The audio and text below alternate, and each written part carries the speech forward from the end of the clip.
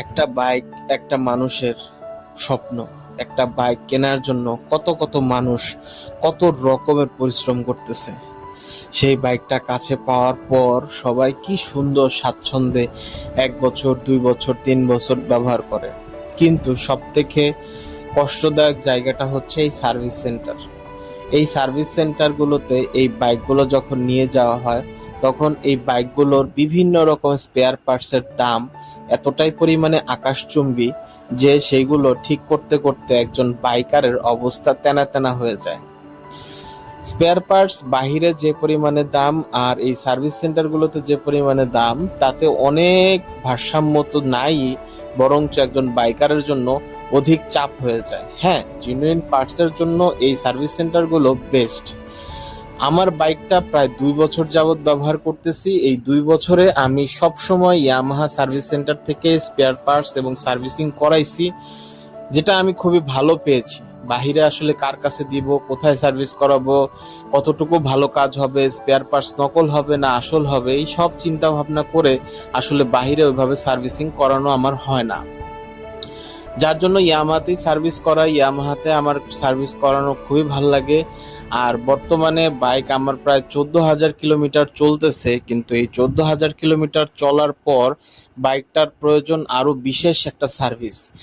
এই বিশেষ সার্ভিস দিতে গেলে বাইকের অনেক কিছু পরিবর্তন করতে হবে, যেমন হচ্ছে ব্যাক চেসিস বুশ। এই ব্যাক চেসিস বুশ পরিবর্তন না করার কারণে পিছের চাক্কার চেন অনেক সময় লুজ হয়, টাইট হয়, চাক্কা নড়াচড়া করে, এক্সেট্রা এক্সেট্রা। এই ফুটেজগুলো আগের। আজকেও আমি ইয়ামাহাতে গিয়েছিলাম, ইয়ামাহা সার্ভিস সেন্টারের সকালবেলা গুড মর্নিং করেছি ইয়ামাহা সার্ভিস সেন্টারের মধ্যে গিয়ে। সেখানে গিয়ে আজকে টুকটাক যেসব কাজগুলো না করলেই নয় সেই কাজগুলো আমি করলাম, এবং আজকে আমাকে বলে দিল যে নেক্সট সার্ভিসে অবশ্যই যেন স্পোকেট, পিছের ড্রাম রাবার, তারপরে হচ্ছে ব্যাক চেসিস বুশ, এগুলো যেন অবশ্যই অবশ্যই পরিবর্তন করে নেওয়া হয়। পরিবর্তন করলেই, এবং আরেকটা জিনিস বললো সেটা হচ্ছে যে বাইকের ঘেটি, বল রেসার, এই বল রেসারটা পরিবর্তন করলে বাইকটা আরেকটু সুন্দর আমি চালাইতে পারবো। বর্তমানে যে ইয়ামাহার স্টক বল রেসারটা আছে, এটা দিয়ে প্রায় 2 বছরের কাছাকাছি চালাইলাম। মোট কথা, এই বল রেসারটা একটা নির্দিষ্ট সময় যাওয়ার পর যে কোনো একদিকে বাইক টানে, হয় ডানে টানতে থাকে না হয় বামে টানতে থাকে, শুধুমাত্র এই বল রেসারের জন্যই। সো আজকে মোটামুটি ভালোই গরম ছিল। সো এই গরমের মধ্যে আমি যতটুকু পারছি এসি রুমের মধ্যে বসছি, কিন্তু এসি রুমের মধ্যে এসি ওইভাবে চলে নাই। হ্যাঁ, আমার পিছনের ওই ভাইটা খালি মুখ লুকাইতেছে। সো এই ফুটেজটা কিন্তু আগের ফুটেজ।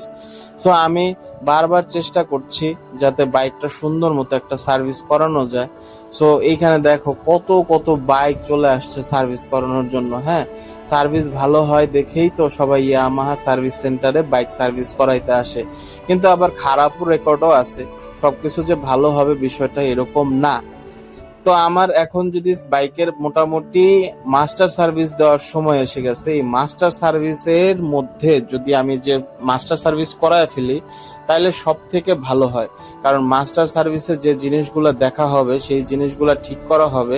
সেইটা করার পর বাইক একদম চাকাচাক ময়নার বাপের মতো আগের মতো চলতে থাকবে। আসলে যে কোনো জিনিস মেইনটেনেন্স এবং যত্নের মাধ্যমেই দীর্ঘদিন টিকে। সো যত্ন করলে আসলে রত্ন মিলে, আদারওয়াইজ কখনোই যত্নে রত্ন মিলবে না। সো আশা করি সবাই ভিডিওটি ভালো লাগলো। সো সবাই লাইক, কমেন্ট, শেয়ার এবং সাবস্ক্রাইব করতে ভুলবেন না। দেখা হবে নতুন কোনো আরেকটা ভিডিওতে। আল্লাহ হাফেজ।